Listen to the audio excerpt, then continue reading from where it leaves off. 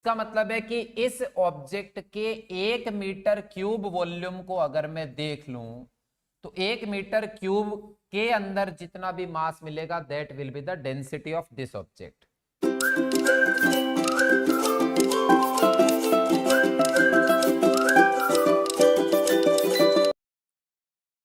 Hello students, तो आज का जो हमारा टॉपिक है that is centre of mass of truncated objects.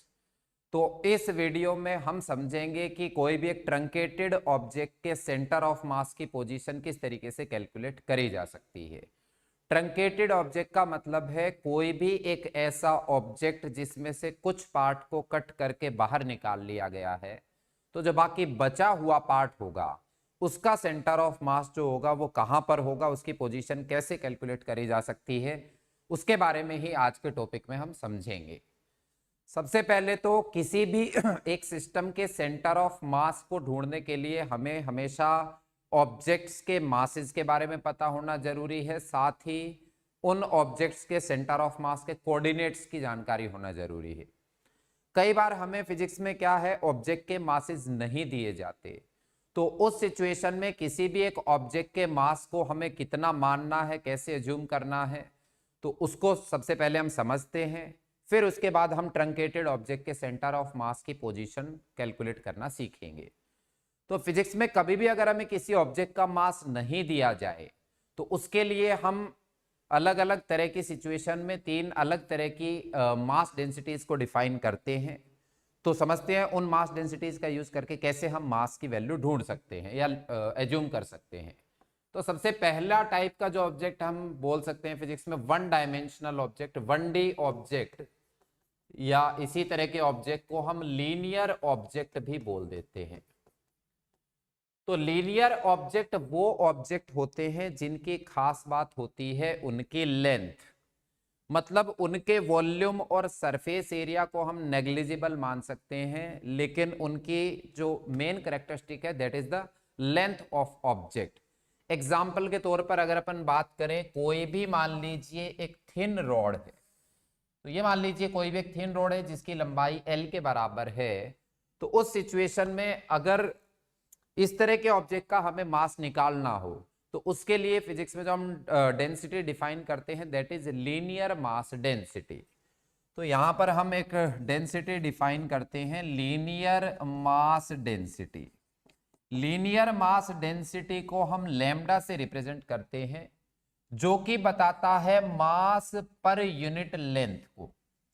इसका मतलब है कि इस रॉड की लीनियर मास डेंसिटी अगर लैम्डा है तो इसका मतलब है कि इस रॉड की हर 1 मीटर लंबाई का जो टोटल मास होगा दैट विल बी लैम्डा। तो एग्जांपल के तौर पर अगर linear mass density lambda is 2 kilogram पर मीटर, तो इसका मतलब है कि इस रॉड के हर 1 मीटर लंबाई में 2-2 किलोग्राम आपको देखने को मिलता है। तो उस परिस्थिति में 1 मीटर लंबाई का अगर मास लैम्डा है तो मैं कह सकता हूं 2 मीटर लंबाई में टोटल मास होगा 2 लैम्डा, 3 मीटर में टोटल होगा 3 लैम्डा। तो टोटल L लेंथ का अगर कभी भी हमें मास कैलकुलेट करना हो तो हम कह सकते हैं टोटल L इंटू लैम्डा या लैम्डा इंटू L। तो इसका मतलब है किसी भी एक लेंथ का अगर हमें मास निकालना है लीनियर ऑब्जेक्ट के लिए तो लैम्डा को उस लेंथ से मल्टीप्लाई करके हम उस ऑब्जेक्ट का मास कैलकुलेट कर सकते हैं। यह बात किसी एक छोटे टुकड़े के लिए भी अप्लाई करी जा सकती है। इसका मतलब है कि अगर इसी रोड के एक छोटे से dx लंबाई के टुकड़े को मैं कंसीडर करूं तो इस dx लंबाई का छोटा सा dm मास अगर मैं निकालना चाहूं तो लैम्डा इंटू इस टुकड़े की लंबाई। तो सीधी सी बात है, लीनियर मास डेंसिटी को किसी भी टुकड़े की लंबाई से मल्टीप्लाई कर देंगे तो हमें उस टुकड़े का मास मिल जाएगा। और किस तरह के ऑब्जेक्ट के लिए हम इस लैम्डा डेंसिटी का प्रयोग कर सकते हैं? एग्जाम्पल के लिए रिंग है मान लीजिए, तो मान लीजिए कोई भी एक रिंग है जिसका रेडियस है r के बराबर। तो इस केस में अगर हमें रिंग की लीनियर मास डेंसिटी लैम्डा दी गई है, हमें ढूंढना हो कि बताइए भाई इस रिंग का टोटल मास कितना होगा। तो हम जानते हैं कभी भी लीनियर मास डेंसिटी से किसी भी एक ऑब्जेक्ट का मास निकालना हो तो लैम्डा को टोटल लेंथ से हम मल्टीप्लाई कर देंगे, तो इस केस में लैम्डा इंटू 2πr के बराबर होगा जो इस रिंग का मास होगा। तो 1D ऑब्जेक्ट या लीनियर ऑब्जेक्ट के लिए मास कभी भी अगर हमें एज्यूम करना हो तो लैम्डा इंटू उस ऑब्जेक्ट की लंबाई से मल्टीप्लाई कर देंगे। अब दूसरी तरह के ऑब्जेक्ट की बात करते हैं, 2 डायमेंशनल ऑब्जेक्ट या लेमिना जिसको बोल दिया जाता है। तो अगला ऑब्जेक्ट हम देखते हैं 2D ऑब्जेक्ट। तो 2D ऑब्जेक्ट्स या इन्हीं को अपन लेमिना भी बोल देते हैं।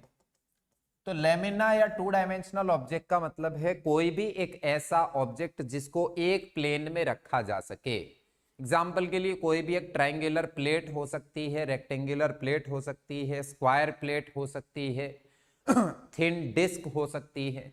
तो इस तरह के ऑब्जेक्ट जो एक प्लेन में लाई कर पाए, मतलब जिनकी खासियत होती है उनका सरफेस एरिया, उनके वॉल्यूम को हम नेग्लिजिबल मान सकते हैं। तो इस तरह के ऑब्जेक्ट को हम 2 डायमेंशनल ऑब्जेक्ट या लेमिना का नाम देते हैं। तो इस तरह के ऑब्जेक्ट के लिए मास कैलकुलेट करने के लिए जो हम डेंसिटी डिफाइन करते हैं that is areal mass density. तो मान लीजिए ये हमारे पास कोई भी एक 2 डायमेंशनल ऑब्जेक्ट है या कहते कोई भी एक लेमिना है। तो इस केस में हम जो डेंसिटी डिफाइन करते हैं दैट इज सिग्मा, जिसको हम बोलते हैं एरियल मास डेंसिटी। तो एरियल मास डेंसिटी जो है इसकी यूनिट के बारे में अगर अपन बात करें, ये रिप्रेजेंट करती है मास पर यूनिट एरिया। इसका मतलब है ये ऑब्जेक्ट जो है अगर इसकी एरियल मास डेंसिटी सिग्मा है तो ये इस चीज को बताता है कि इस ऑब्जेक्ट के 1 मीटर स्क्वायर एरिया का अगर एक टुकड़ा लिया जाए तो उस टुकड़े का जो मास होगा that will be equal to sigma.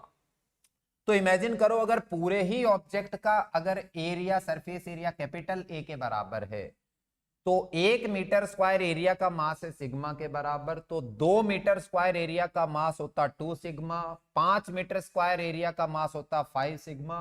तो टोटल ए एरिया का जो मास होगा that will be A into sigma, या कहते हैं इसका जो मास आएगा that will be equal to sigma into area. तो किसी भी एक 2 डायमेंशनल ऑब्जेक्ट या लेमिना का मास अगर हमें निकालना हो तो सिग्मा इंटू एरिया से हम उसका मास निकाल सकते हैं, जहां पर sigma is surface mass density या एरियल मास डेंसिटी कहा जा सकता है। एग्जाम्पल के तौर पर अगर मान लीजिए हमसे बोला जाए कि कोई भी एक रेक्टेंगुलर प्लेट है जिसकी लंबाई है L के बराबर, विड्थ है B के बराबर, तो अगर हमें कभी बोला जाए कि बताइए इसका मास हमें एज्यूम करना है तो हम कितना एज्यूम करेंगे, तो इसके लिए हम डेंसिटी सिग्मा का यूज करेंगे, इनटू में एरिया कर देंगे जो कि L इंटू बी के बराबर हो जाएगा। तो ऐसे इसका मास माना जा सकता है।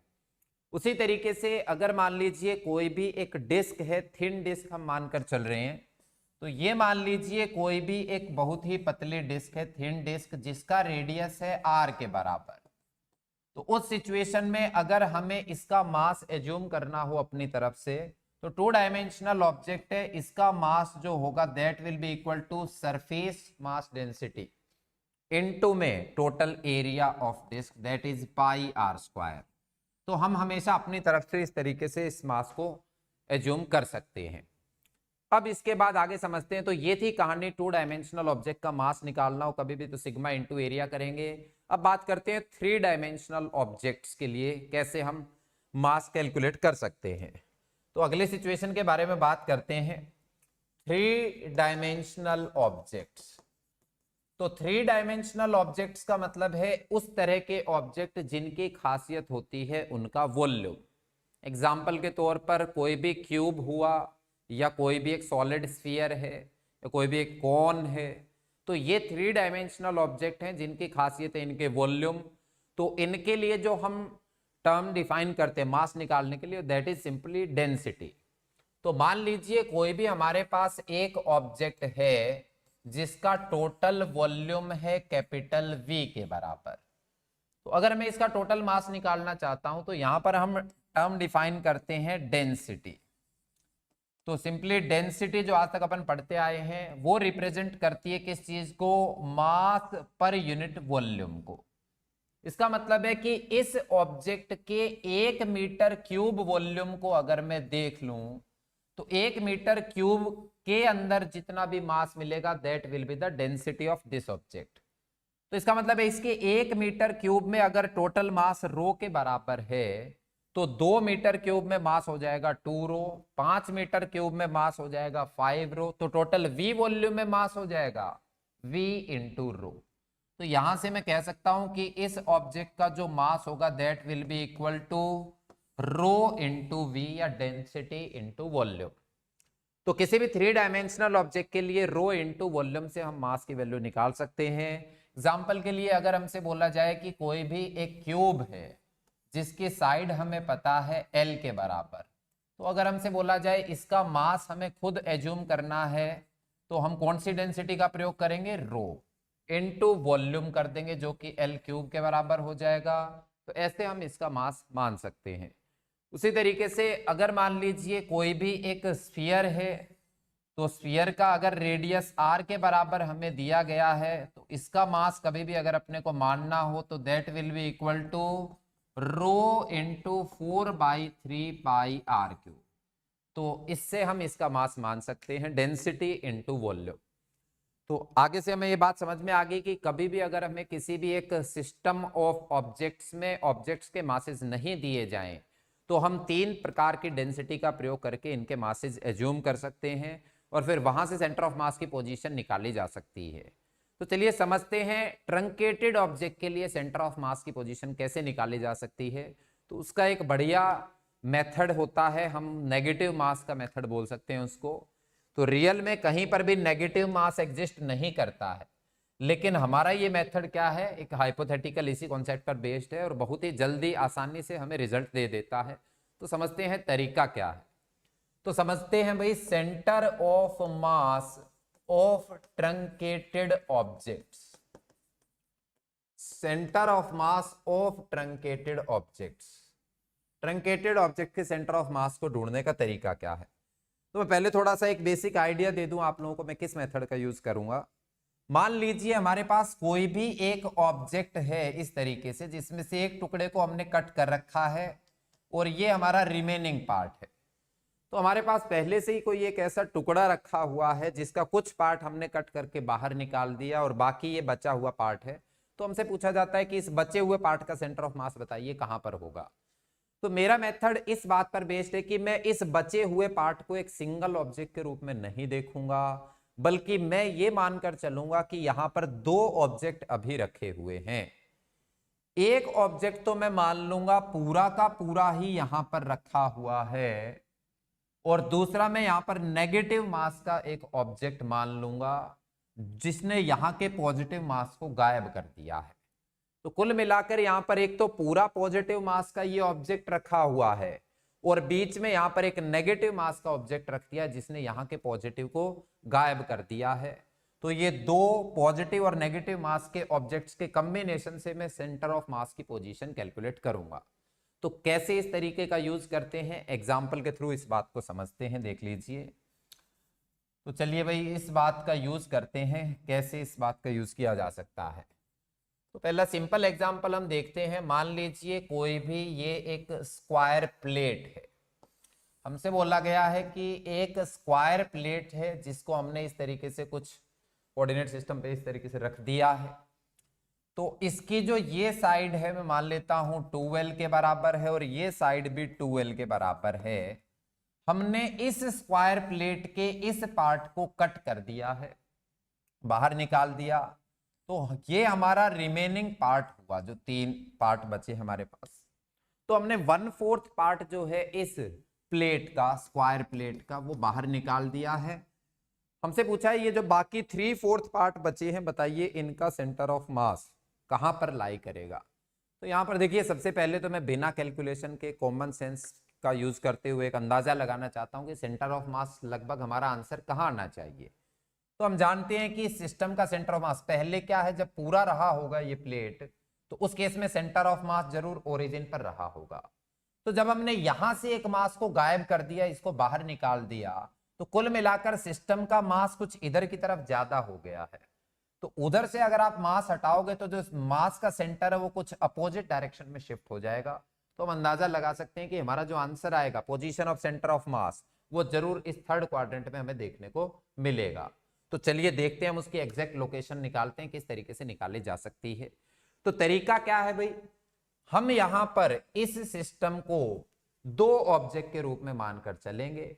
हम मान लेंगे कि सबसे पहले तो हमने बस यहां पर एक प्लेट रखी और उस प्लेट का सारा मास हम यहां पर मान लेंगे। तो सबसे पहले तो हमने यहां पर पूरी प्लेट रखी होगी भाई, उसका मास कैसे निकालें, मास हमें दिया नहीं गया, प्लेट जानते हैं 2 डायमेंशनल ऑब्जेक्ट, और 2 डायमेंशनल ऑब्जेक्ट के लिए सिग्मा इनटू एरिया से हम इसका मास एज्यूम कर सकते हैं। तो हम लिखेंगे, पहले हमने जो टोटल मास यहां पर रखा that is sigma into total area, जो कि 4L² होगा। इस पूरे मास का जो सेंटर है वो हम ओरिजिन पर मान सकते हैं 0,0, ये उसके कोऑर्डिनेट कहे जा सकते हैं।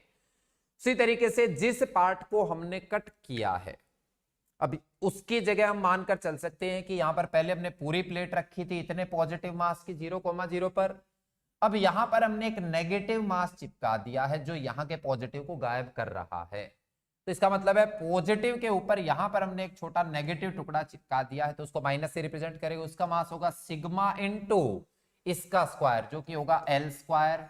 कोऑर्डिनेट अगर अपन देखें, बताओ भाई, इसका सारा मास मैं इसके सेंटर पर मान सकता हूं, जिसके कोऑर्डिनेट क्या कहे जा सकते हैं, ये 2L है तो ये L होगा, ये उसका भी आधा हो गया। तो इसके कोऑर्डिनेट आएंगे कुछ L/2 कोमा L/2 के बराबर। तो इसके कोऑर्डिनेट हो जाएंगे L/2 कोमा L/2। तो यहां से हम सेंटर ऑफ मास की पोजीशन निकाल सकते हैं। इसको और आसान करने का एक और तरीका है, कभी भी मासेस के अंदर जो भी टर्म कॉमन आए उसको पहले से ही गायब किया जा सकता है। तो सिग्मा L² पहले से ही गायब कर सकते हैं, तो इसी को लिखा जा सकता है 4 0,0, ये आएगा -1 L/2 L/2।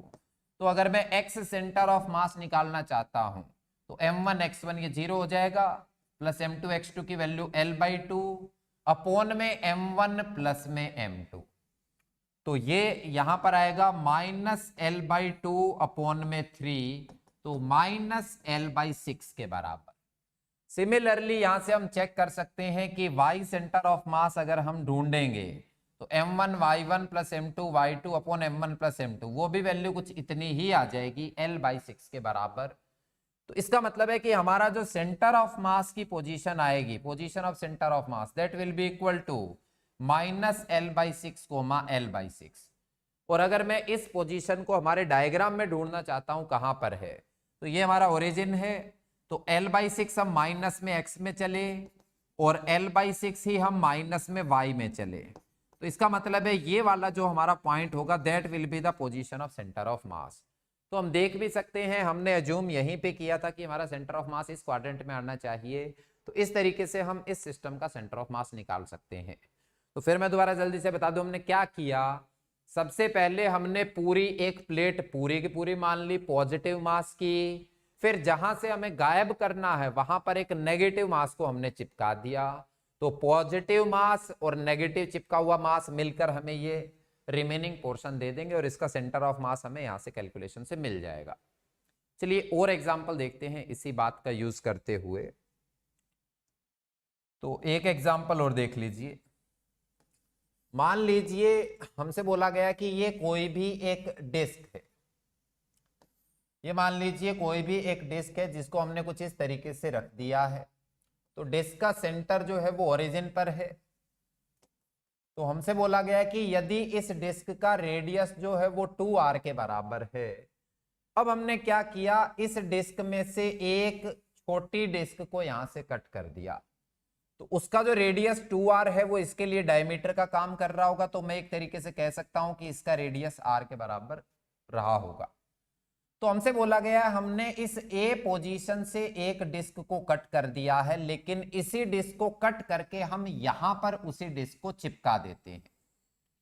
तो हमने इसी ए पार्ट को उठाकर यहां से इस बी पोजीशन पर चिपका दिया है।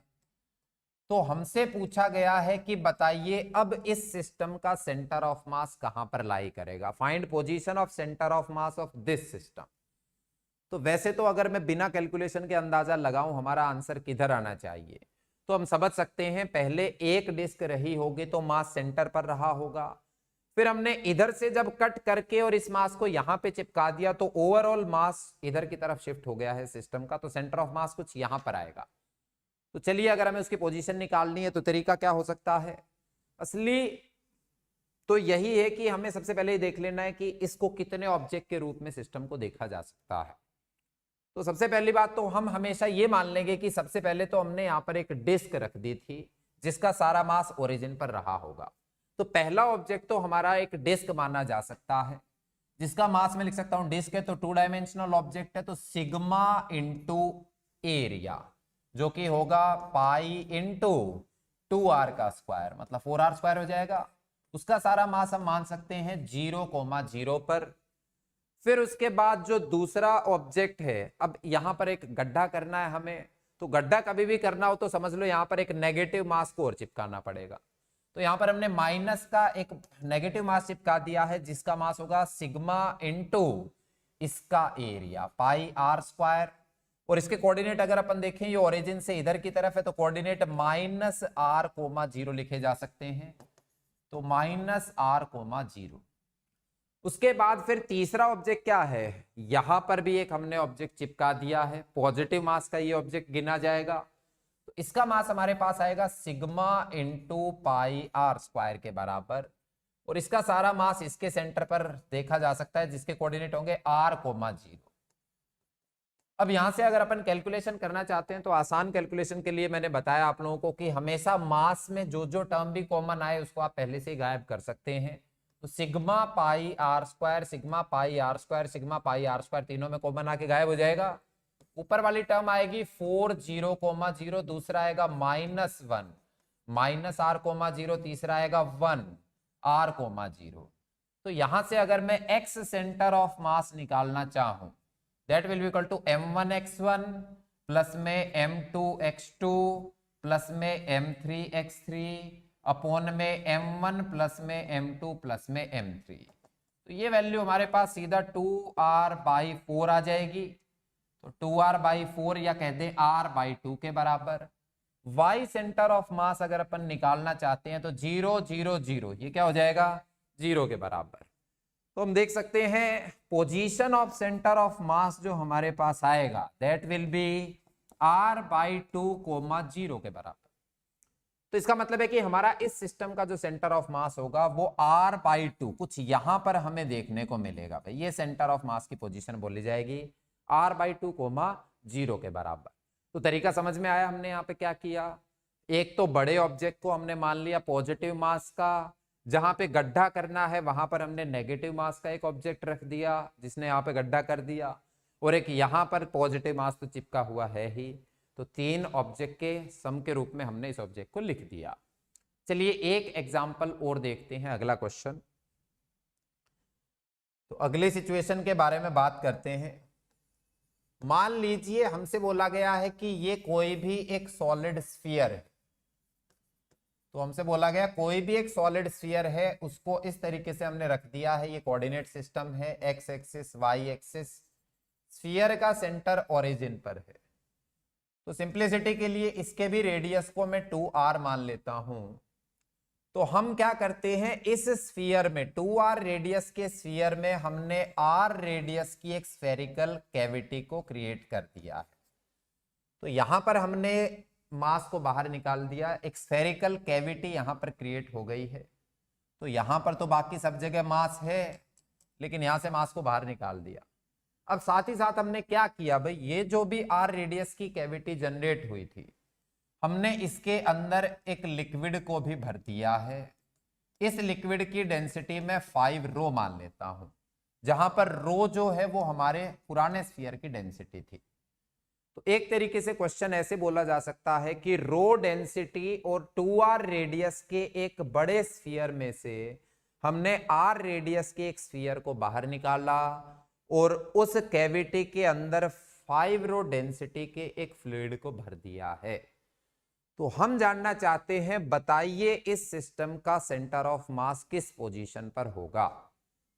तो थोड़ा सा अगर बिना कैलकुलेशन के आइडिया लगाएं हमारा अंदाजा किधर होना चाहिए सेंटर ऑफ मास, तो सीधी सी बात है इसकी डेंसिटी लिक्विड की ज्यादा है तो मास इधर की तरफ शिफ्ट हुआ है तो सेंटर ऑफ मास कुछ यहीं पर आएगा।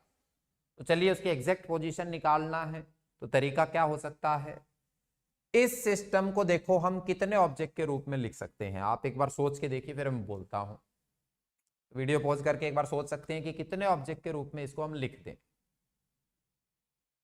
तो चलिए भाई मैं बताता हूं, दो तरीके से इस तरह का क्वेश्चन सोल्व किया जा सकता है। एक तो सबसे बढ़िया सिंपल मेथड तो यही हो सकता है कि पहले मैं मान लूं कि पूरा का पूरा एक रो डेंसिटी का स्फीयर रखा हुआ है। एक मेथड तो ये हो सकता है कि रो डेंसिटी का स्फीयर रखा हुआ है, तो टोटल मास बताओ भाई पूरे पॉजिटिव ऑब्जेक्ट का कितना होगा, रो इंटू 4/3 पाई इंटू 2r का क्यूब, और इस पूरे का सारा मास मैं ओरिजिन पर मान सकता हूं। फिर यहां पर हमें गड्ढा करना है, तो यहां पर मैं एक नेगेटिव मास को चिपका देता हूं, जिसने यहां पे गड्ढा कर दिया होगा। तो दूसरा मेरा नेगेटिव मास है, जो कि किसके बराबर होगा, 3 डायमेंशनल ऑब्जेक्ट है, तो डेंसिटी इंटू वॉल्यूम से हमने मास निकाल दिया, रो इंटू 4/3 पाई आर क्यूब के बराबर। इसके कोऑर्डिनेट लिखे जाएंगे कुछ r, 0, तो इसके कोऑर्डिनेट हो गए r, 0। फिर हमने 5 रो डेंसिटी का एक लिक्विड भी यहां पर भर दिया है, मतलब यहां पर पॉजिटिव मास और डाल दिया हमने 5 रो डेंसिटी का। तो तीसरा ऑब्जेक्ट ये लिखा जा सकता है 5 रो इंटू 4/3 पाई आर क्यूब, और कोऑर्डिनेट लिखे जाएंगे r, 0। तो ये तीन ऑब्जेक्ट के सम के रूप में हम इस ऑब्जेक्ट को लिख सकते हैं। या फिर एक दूसरा तरीका ये भी हो सकता था कि इधर 5 रो के मैं 2 टुकड़े कर सकता हूं। मैं इधर मान लू एक तो रो डेंसिटी का फ्लूइड भरा हुआ है, प्लस में 4 रो डेंसिटी का, टोटल 5 रो हो जाएगा। तो रो डेंसिटी का प्लस में 4 रो डेंसिटी के दो फ्लूइड हमने यहाँ पे भर दिए हैं। तो पहले वाला रो इससे मैच करके पूरा एक ही ऑब्जेक्ट बना देगा, जिसका सारा मास सेंटर पर माना जा सकता है, और सिर्फ दूसरा भी पॉजिटिव ऑब्जेक्ट बचेगा, लेकिन इस बार वो 4 रो डेंसिटी का ही बचेगा।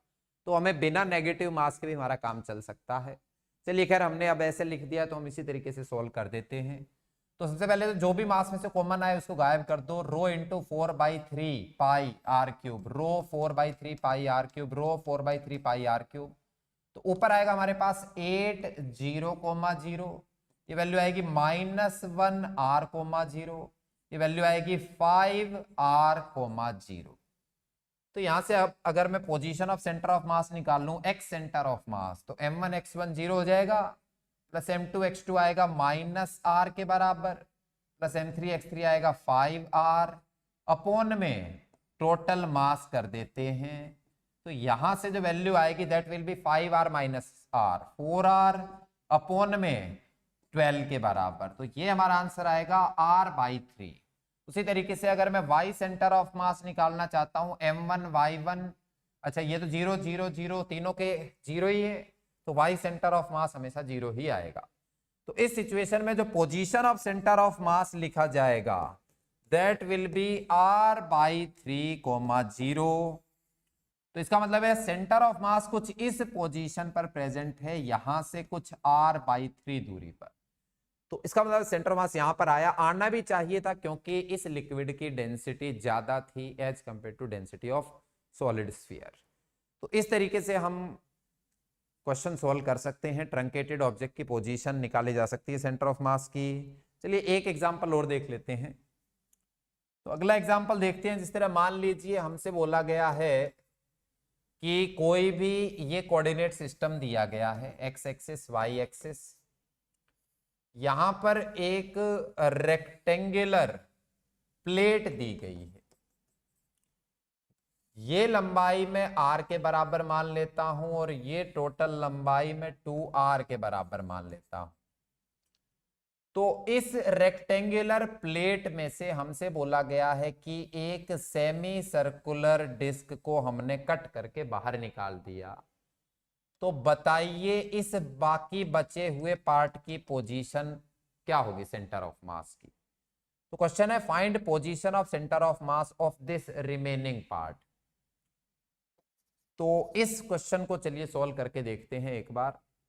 तो यहां पर इस क्वेश्चन को सॉल्व करने से पहले मैं एक बेसिक रिजल्ट का जरूर प्रयोग करूंगा, जिसके बारे में हमें जानकारी होनी चाहिए कि कोई भी एक अगर डिस्क है r रेडियस की, तो उस केस में इस डिस्क का जो सेंटर ऑफ मास होता है वो यहां से सेंटर से कितनी दूरी पर होता है 4r/3π।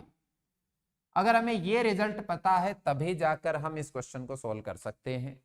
तो इस डिस्क का जो सेंटर ऑफ मास होगा जो हमने कट कर दी वो बेसिकली कुछ यहां पर रहा होगा, मतलब ये वाली जो दूरी है दैट विल बी 4r/3π के बराबर बोली जा सकती है। तो चलिए समझते हैं, हमें तो रिमेनिंग पार्ट का सेंटर ऑफ मास ढूंढना है। तो इस रिमेनिंग पार्ट को मैं कैसे लिख सकता हूं समझते हैं। सबसे पहले तो हम मान लेंगे कि पूरी की पूरी एक प्लेट रही होगी पॉजिटिव मास की। तो क्योंकि प्लेट 2 डायमेंशनल ऑब्जेक्ट है तो सिग्मा इंटू एरिया से हम इसका मास लिखेंगे। तो पहले तो पूरा मास आ जाएगा हमारे पास सिग्मा इंटू टोटल एरिया जो कि होगा r इंटू 2r स्क्वायर के बराबर। तो सिग्मा इंटू 2r², और वो सारा का सारा जो मास होगा वो कहां पर बोला जाएगा, इसके सेंटर पर। इसका मतलब है ये लेंथ अगर r है तो सेंटर ऑफ मास r/2 पर आएगा। अगर प्लेट के बारे में मैं बात करूं तो r/2, 0 लिखा जा सकता है। उसके कोऑर्डिनेट आएंगे कुछ r/2, 0। ये तो पॉजिटिव मास हमने पूरा मान लिया। अब जहां पर भी हमें गायब करना है वहां पर हम एक नेगेटिव मास रखा हुआ मान लेते हैं। तो आधी डिस्क सेमी सर्कुलर डिस्क हम मान लेते हैं नेगेटिव मास की, इसके ऊपर अपन ने चिपका दी। तो उसका मास आएगा सिग्मा इंटू, तो इसका एरिया पूरी डिस्क होती तो πr², आधी है तो πr²/2। तो ये हमने नेगेटिव मास चिपका दिया जिसने आके मास को गायब कर दिया। और इसका सारा मास कहां पर माना जाएगा, मैंने बताया डिस्क का सेंटर ऑफ मास 4r/3π पर होता है। तो इस पॉइंट के कोऑर्डिनेट लिखे जाएंगे कुछ 4r/3π, 0 के बराबर। तो सिग्मा r² से सिग्मा r² में खत्म कर सकता हूं। तो ऊपर में लिख सकता हूं 2r/2, 0 के बराबर -π/2 इंटू 4r/3π, 0। अब अगर मैं x सेंटर ऑफ मास निकालना चाहता हूं तो यहां से मैं निकाल सकता हूं m1x1, तो ये r हो जाएगा प्लस में m2x2, ये आएगा π/2 इंटू 4r/3π अपॉन में m1 प्लस m2, 2 - π/2। तो यहां से पाई से पाई कैंसिल आउट किया जा सकता है, 2 से 2 कैंसिल आउट किया जा सकता है। तो ये वैल्यू हमारे पास आएगी ऊपर r - 2r/3 अपॉन में ये आएगा 4 - π/2। तो ऊपर से अगर मैं सोल्व करूं तो ये वैल्यू आ जाएगी x centre of mass is equal to r - 2r/3। तो ये वैल्यू आएगी r/3 अपॉन में 4 - π/2। तो 2 ऊपर चला जाएगा। फाइनली अगर मैं यहाँ पे लिखूं पोजीशन ऑफ सेंटर ऑफ मास तो मैं उस पार्ट को मिटा देता हूं, वो हमारे किसी काम का नहीं। तो मैं कह सकता हूं कि जो फाइनल पोजीशन आएगी हमारे पास सेंटर ऑफ मास की that will be x centre of mass आ जाएगा 2r/3 टाइम्स ऑफ 4 - π, अगर मैं y सेंटर ऑफ मास देखूं तो 0 0, तो y centre of mass will be 0। तो इस तरीके से हम कैलकुलेट कर सकते हैं किसी भी एक ट्रंकेटेड ऑब्जेक्ट का या रिमेनिंग पार्ट का सेंटर ऑफ मास कहां पर लाई करेगा। तो और अलग अलग प्रकार की परिस्थितियां बनाई जा सकती है, तरीका यही रहेगा। अगर हमसे बोल दिया जाए कि बताइए ये एक स्क्वायर प्लेट है, यहां से हमने इसको कट कर दिया तो बचे हुए का सेंटर ऑफ मास बताइए कहां पर होगा। तो इस तरह का क्वेश्चन बोला जा सकता है। ये भी बोला जा सकता है कि ये मान लीजिए कोई भी एक सेमी सर्कुलर डिस्क है, इसमें से अगर हमने मान लीजिए कोई भी अगर एक स्क्वायर को या कोई भी एक हमने यहाँ पर एक रेक्टेंगल को कट कर लिया, अगर हमें उसकी एग्जैक्टली पोजीशन पता चल जाए तो वहाँ से हम चीज़ें कैलकुलेट कर सकते हैं। कोई भी एक सर्कल है या कहते डिस्क है और डिस्क में से हमने इस तरीके से एक पार्ट को कट कर दिया तो बाकी बची हुई डिस्क का सेंटर ऑफ मास कहाँ पर होगा। तो सबका तरीका एक ही है, आप एक पूरा ऑब्जेक्ट मान लीजिए और जहां पर हमें कट करना है वहां पर एक नेगेटिव मास चिपका हुआ मान लीजिए, वहां से इस तरह का क्वेश्चन सोल्व किया जा सकता है। तो उम्मीद करता हूं ये बेसिक बात आप लोगों को समझ में आई होगी और आगे से इस तरह का क्वेश्चन करने में आप लोग घबराएंगे नहीं। Thank you.